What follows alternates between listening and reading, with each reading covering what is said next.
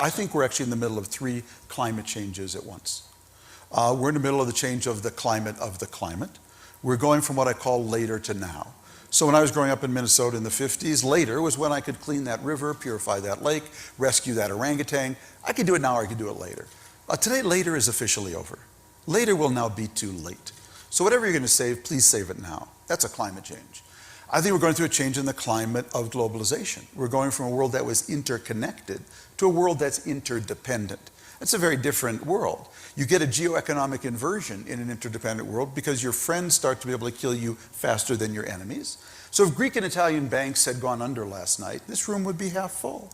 Wait a minute, Greece, Italy, they're in NATO, they're in the EU, they're allies. In an interdependent world, they can kill us. And in an interdependent world, your rivals falling actually becomes more dangerous than your rivals rising.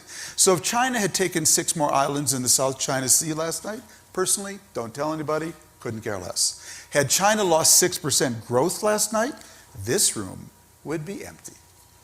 So China falling is so much more dangerous to us than China rising in an interdependent world. And lastly, we're going through a change in the climate of technology. Machines today are acquiring all the attributes of human beings, the ability to think, reason, manipulate, and learn. No member of our species, the human species, has ever lived in a world where machines could think, learn, analyze, and manipulate the way they are today. So we're in the middle of 3 climate changes at once. Well, what do you want when the climate changes? What do you need? Well, you want 2 things. You want resilience. You need to be able to take a blow because stuff happens when the climate changes. But you also want propulsion. You want to be able to move ahead. You want to be curled up in a ball under your bed waiting for the climate change to pass. So as I thought about that, I thought, who do I go to for advice on how you get resilience and propulsion when the climate changes? And then I realized I knew this woman. She's 3.8 billion years old. Her name was Mother Nature, and she dealt with more climate changes than anybody. So I made an appointment. I called her up, made an appointment, went out to see her. And I That's sat one of down. the great things about being Tom Friedman. Being the New York Times, you can call Mother Nature even, you know. And she basically, I go through this in the book, I'm not going to recite it all now, but talked about how she adapts. Because when the climate changes, it's not the strongest that survive, it's not the smartest that survive, it's the most adaptive that survive.